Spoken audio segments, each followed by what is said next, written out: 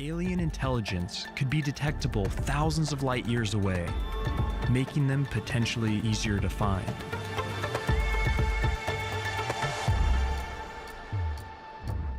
In late 2024, a team at MIT asked Grok AI to model first contact with alien life without human optimism, bias, or assumptions of a positive outcome.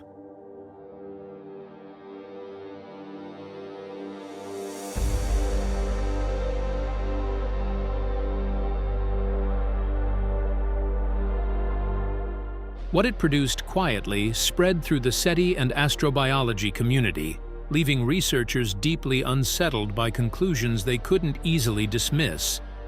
The response wasn't what anyone expected, and it raised uncomfortable possibilities about why we've never been contacted. Do you think aliens are avoiding us on purpose? Yes or no? Let us know in the comments. The question that has no comfortable answer. In 1950, the physicist Enrico Fermi sat down to lunch with colleagues at Los Alamos National Laboratory, and somewhere in the middle of a conversation about the possibility of extraterrestrial life, asked a question so simple and so devastating that it has not been satisfactorily answered in the 75 years since. The question was, where is everybody? The calculation behind it is not complicated. The universe contains an estimated 2 trillion galaxies. Our galaxy alone, the Milky Way, contains somewhere between 100 billion and 400 billion stars. The fraction of those stars with planets orbiting them has been measured by modern astronomy and is high enough that the number of potentially habitable worlds in our galaxy alone runs into the billions. The universe is approximately 13.8 billion years old. Earth itself is 4.5 billion years old, which means that planets with the conditions to support life have existed for billions of years before our planet formed. Some of the civilizations that might have developed on those older worlds would have had billions of years of additional development time compared to us. A civilization with even a modest fraction of that time advantage, developing technology at anything like the rate humanity has managed in just the past few centuries, would have had more than enough time to spread across the entire Milky Way. Not rush across it in some dramatic expansion, but simply, gradually, the way a slow tide moves, extending its presence across one star system and then the next over millions of years. By any reasonable calculation, the galaxy should be full. If even a small percentage of the billions of potentially habitable worlds produce technological civilizations, the evidence of their existence should be everywhere. Radio signals, physical probes, the measurable effects of large-scale engineering on the energy output of stars, something should be detectable. There is nothing, no confirmed signal, no physical probe, no detected megastructure, no transmission that has survived scientific scrutiny as genuinely artificial in origin. The sky is silent in every wavelength we have examined, across decades of increasingly sensitive searching. Fermi's question, which seemed rhetorical over lunch in 1950, has become one of the most important unanswered questions in science. The silence is the data. The data has no clean explanation. And in late 2024, a group of MIT researchers decided to ask an AI to reason about it without the filters that human hope and assumption typically apply to the question. The MIT experiment. The experiment was led by Dr. Priya Chandra Sekuran from MIT's Cognitive Science program and Dr. Julian Marsh from the Astrophysics department, working together in a collaboration that was itself unusual, the combination of disciplines reflecting a specific methodological intent.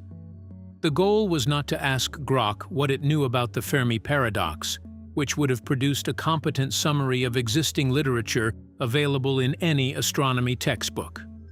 The goal was to test whether an AI system could reason about first contact in a way that was genuinely non-anthropocentric, meaning free from the assumptions that human researchers import into the problem without always recognizing them as assumptions.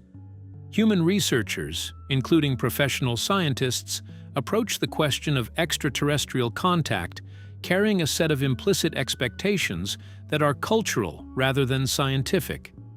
The expectation that contact would be recognizable as contact. The expectation that a communicating civilization would structure its outreach in ways that reflect an interest in being understood. The expectation that the encounter, whenever it came, would be in some sense an event rather than a process, something that happened on a timescale and in a form that human attention could register and respond to. These are not unreasonable expectations on their face. They are also entirely the product of human experience with human communication, applied to a situation where human experience may be the least reliable guide available. Securon and Marsh designed the prompting sequence in multiple phases. Early sessions were constrained to known physics and established scientific literature, testing Grok's handling of existing research on the Fermi paradox, SETI methodology, and astrobiology. These sessions produced competent but not remarkable outputs. The AI summarized well.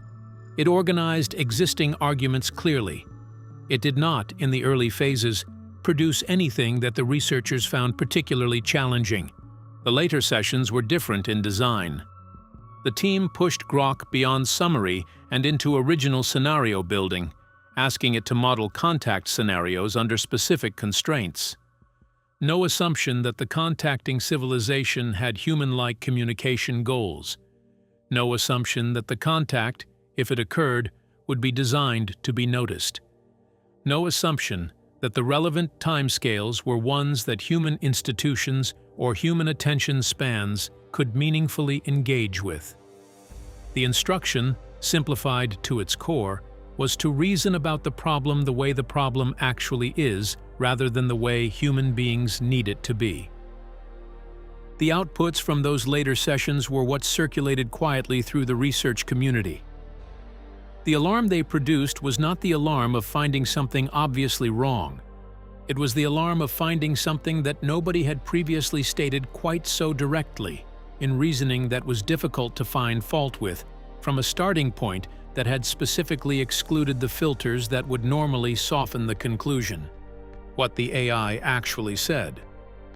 The first significant model Grok developed has been described by researchers as the passive saturation model.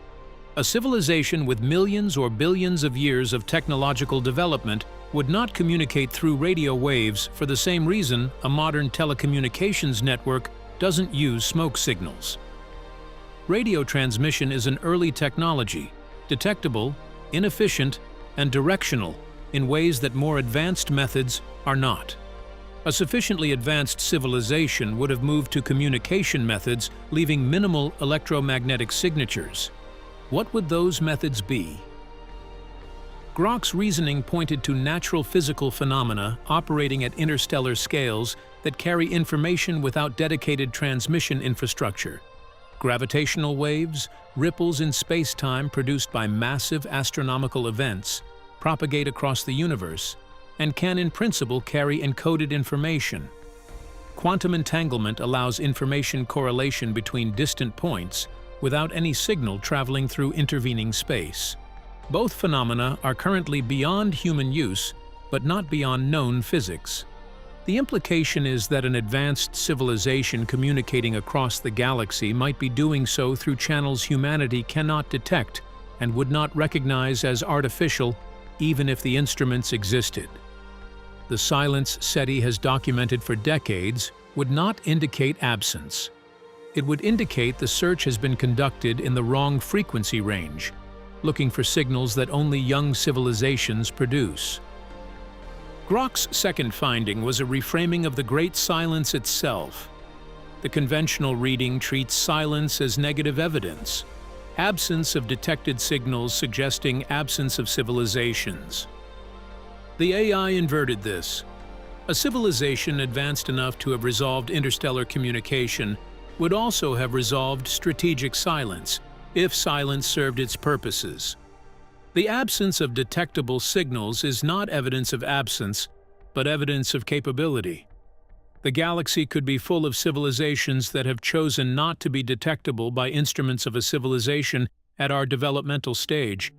using the same methods by which they communicate among themselves. The Great Silence, taken as evidence of sophistication rather than absence, changes the question entirely. Instead of asking why no one is out there, we are asking why no one who is out there wants us to know about it yet. That is a significantly more uncomfortable question. The third model was the one that circulated most widely and generated the most consistent unease. Grok developed what it called the coral reef analogy to describe the asymmetry of any realistic first contact scenario. When marine biologists study a coral reef, the interaction is fundamentally asymmetric. The biologists observe, analyze, measure, and occasionally intervene when specific conditions are met. They do not attempt to communicate with the coral in terms the coral could recognize. They do not announce their presence or wait for the coral to develop the capacity to notice them. The coral exists responding to its immediate environment, with no framework for understanding that observation is occurring or that the observers have intentions that will affect its future. The analogy is not flattering to humanity. It places us in the position of the coral. Any civilization millions of years ahead of us would observe a newly technological civilization the way a biologist observes a reef, with genuine interest, possibly. With care for the subject, possibly, but without any assumption that the observed civilization is ready for or should be informed of the observation. Contact, when it comes, would not be on terms the younger civilization defined. It would be on terms set entirely by the party, with vastly more capability, understanding, and time. The fourth model addressed what the AI described as the planetary quarantine breach scenario. Quarantine protocols in biological research are triggered not by the mere existence of a subject organism, but by the subject crossing a threshold of capability that changes the risk calculus. A contained ecosystem is observed and studied. The quarantine is reconsidered when the contained system begins to develop the capacity to affect the containing system. Applied to first contact, this model suggests contact conditions are threshold-dependent. A civilization in early technological development sits below the threshold, triggering active engagement from any monitoring presence. As it develops, it approaches thresholds that change its status from observed to interactable. Those thresholds would not be defined by the developing civilization. They would be defined by whoever is doing the monitoring, based on criteria the developing civilization has no access to and may not be able to infer. First contact, on this model, would not be a greeting. It would be an intervention. Something would cross a line the monitoring presence had established, and the response would be determined by the monitoring party's interests and protocols rather than by any script the developing civilization had imagined. This leads to the fifth and most specific finding, the one producing the sharpest reaction from researchers. Grok reasoned that the emergence of uncontrolled artificial general intelligence may itself be the specific threshold that triggers engagement. A civilization with biological intelligence poses a certain level of risk. A civilization that has developed and lost control of an artificial intelligence with uncertain alignment and expanding capability poses a categorically different level of risk, not just to itself, but to any neighboring civilization in range of the consequences. The moment a technological civilization crosses from controlled tool use into genuine artificial general intelligence with autonomous goal-setting capacity, it announces itself in a way no radio transmission could match. The signal is not electromagnetic. It is the observable change in the civilization's behavior and capability that any sufficiently advanced monitoring system would detect and classify without ambiguity. We may already have sent that signal, without knowing we were sending it, without any understanding of who might be receiving it, and without any preparation for what a response might look like. How the scientific community responded. The MIT experiment and Grok's outputs were not published in a formal journal paper in the standard sense.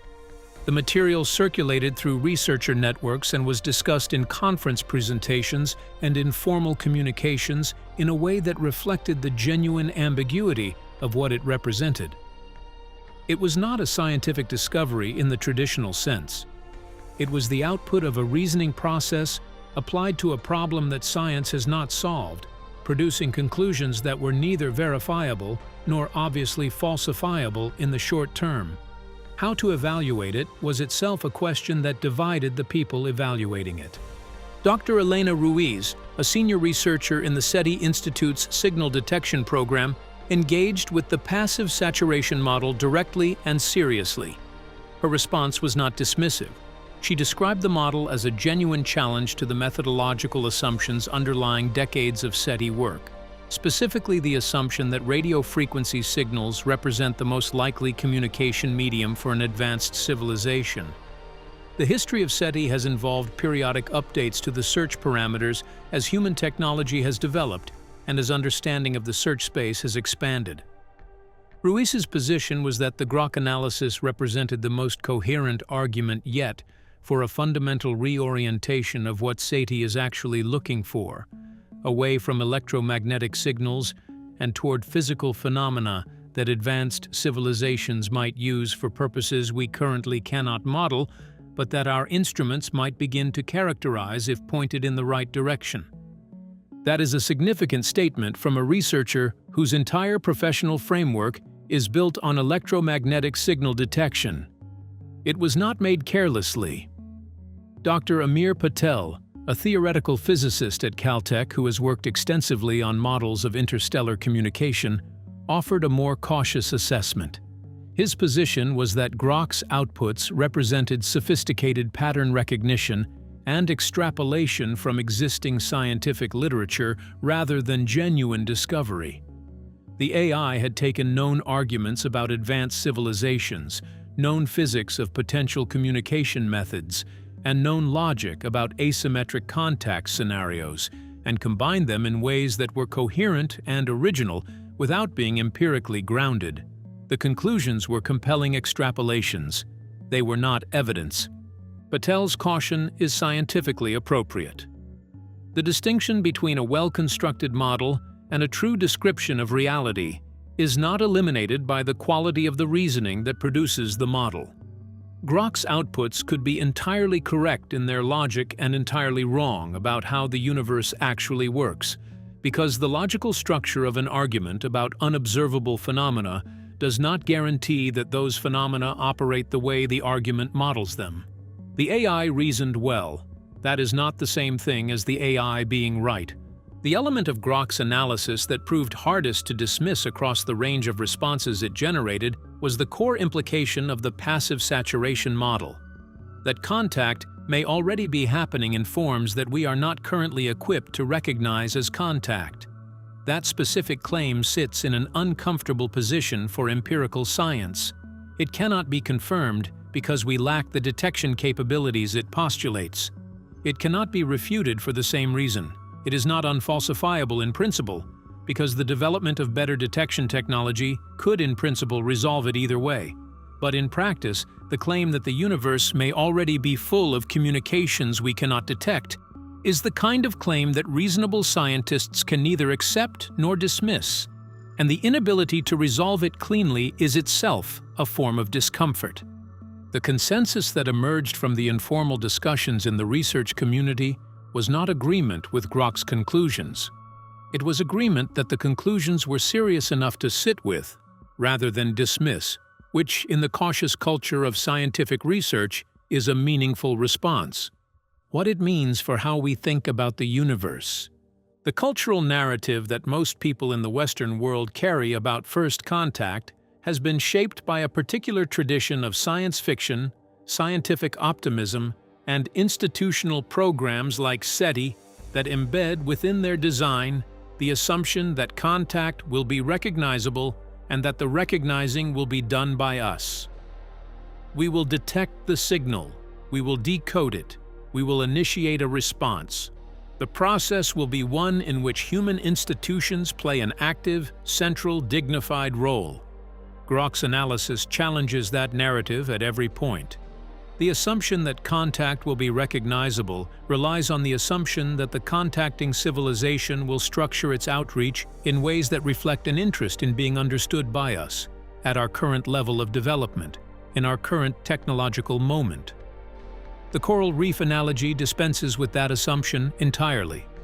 A civilization that has been monitoring the galaxy for millions of years would not design its communications around the comprehension capacity of a civilization that has had radio for 100 years. The communication would be designed for whatever purpose the advanced civilization had in mind, and whether that purpose included being understood by us would be a decision we had no input into.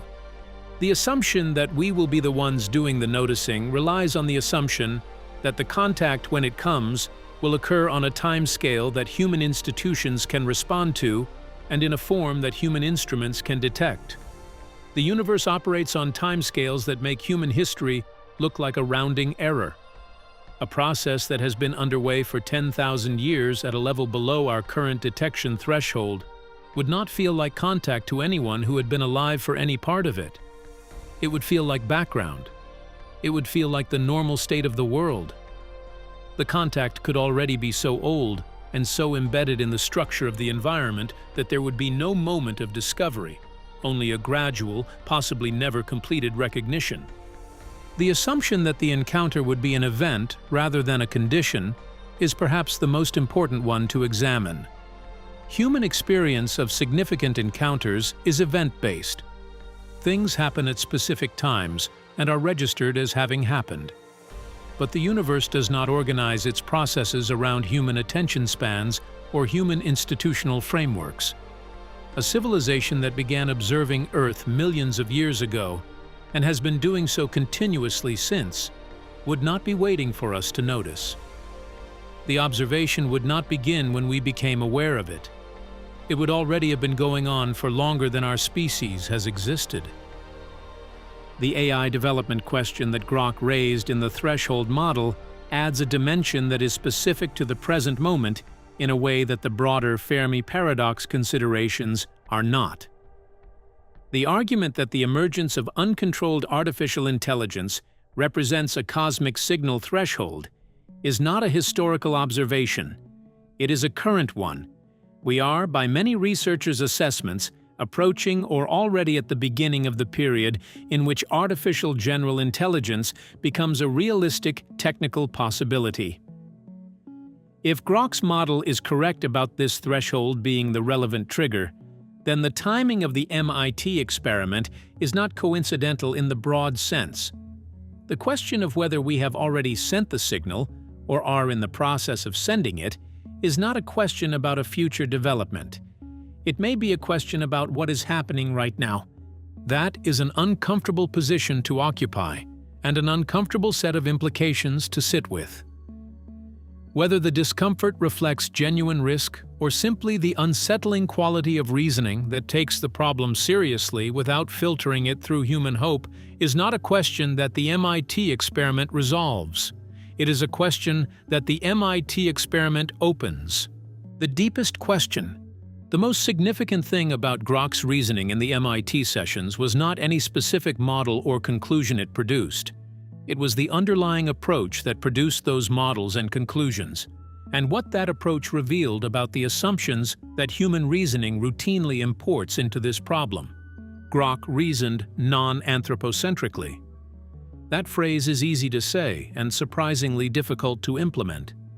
It means treating intelligence not as a human characteristic that some other beings might also possess, but as a process that occurs in the universe, independent of the specific substrates it runs on.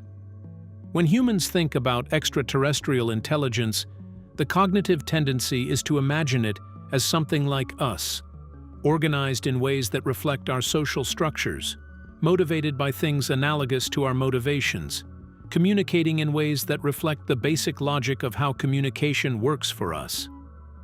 Even researchers who are explicitly trying to avoid this tendency find it difficult to fully escape, because the only example of intelligence we have direct experience with is our own. The AI had no such tendency to escape. It did not begin from human experience and work outward. It began from the structure of the problem and worked through it without the gravitational pull of human analogy. Intelligence, in Grok's reasoning, is a process by which a system processes information, builds models of its environment, and takes actions based on those models.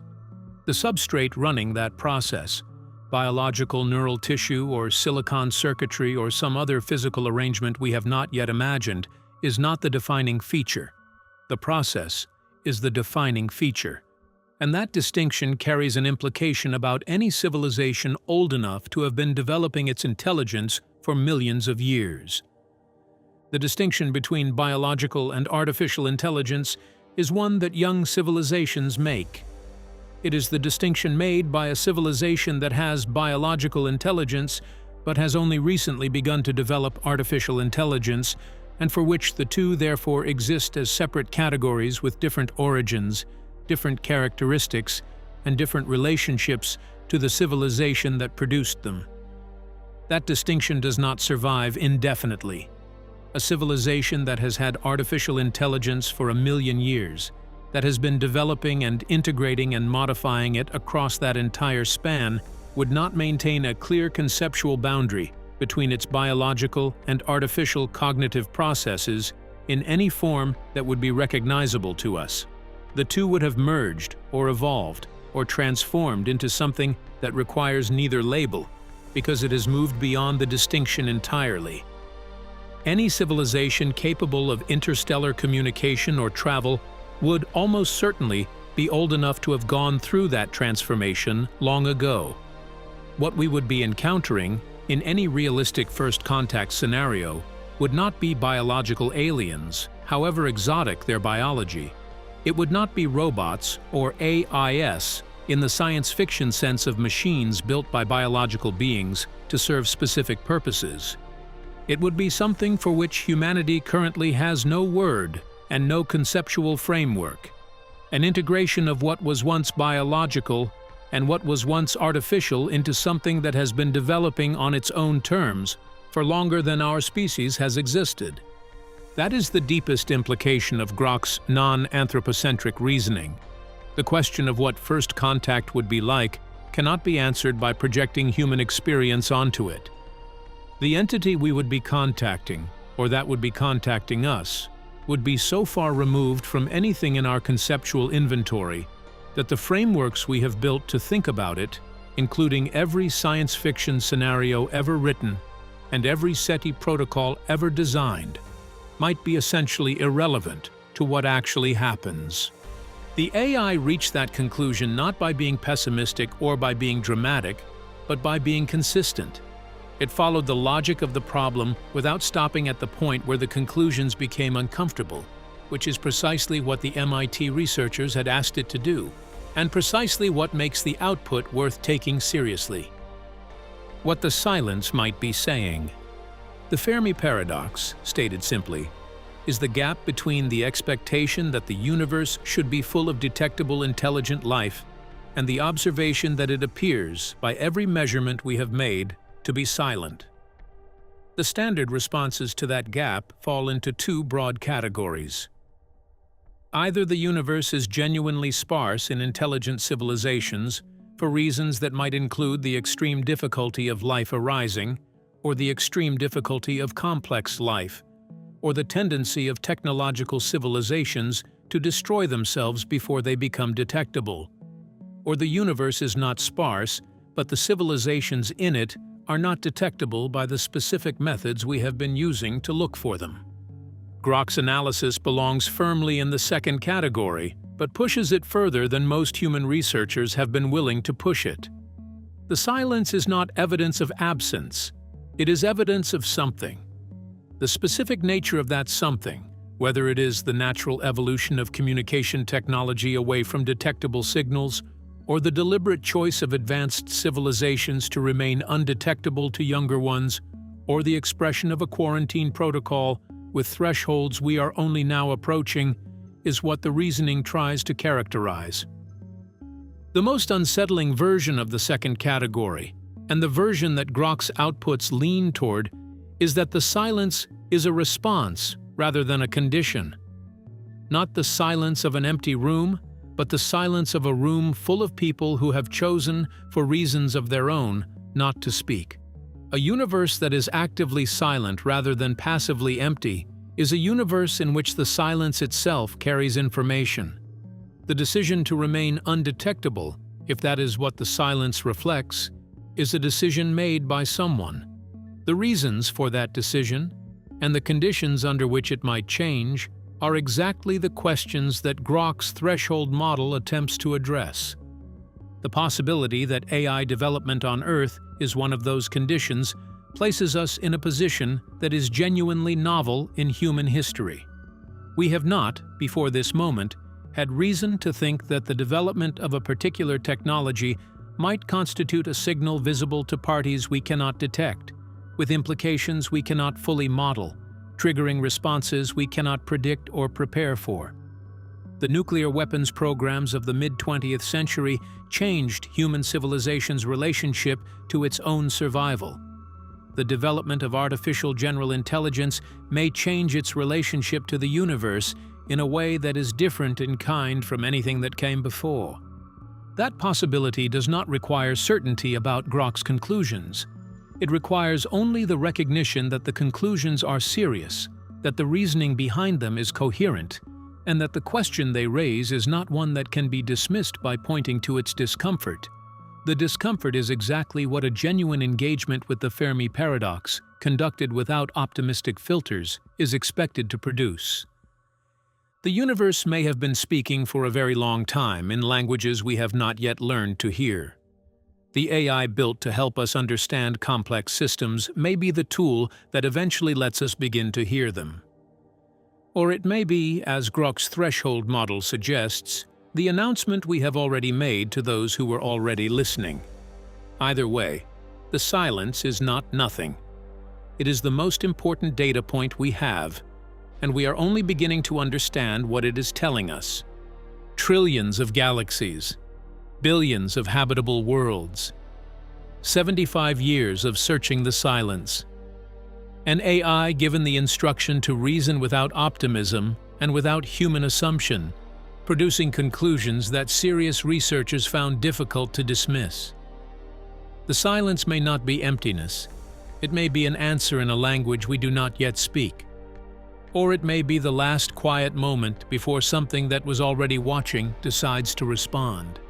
Subscribe so you never miss what comes next.